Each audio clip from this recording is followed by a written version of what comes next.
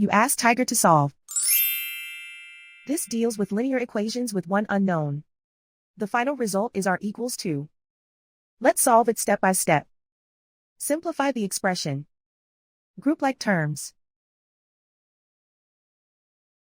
Simplify the arithmetic.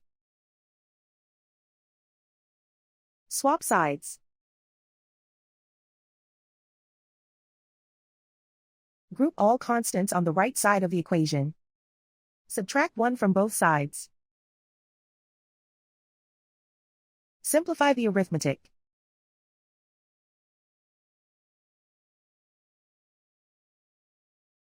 Isolate the r. Divide both sides by 5. Simplify the fraction. Find the greatest common factor of the numerator and denominator. Factor out and cancel the greatest common factor. And so the final result is r equals 2.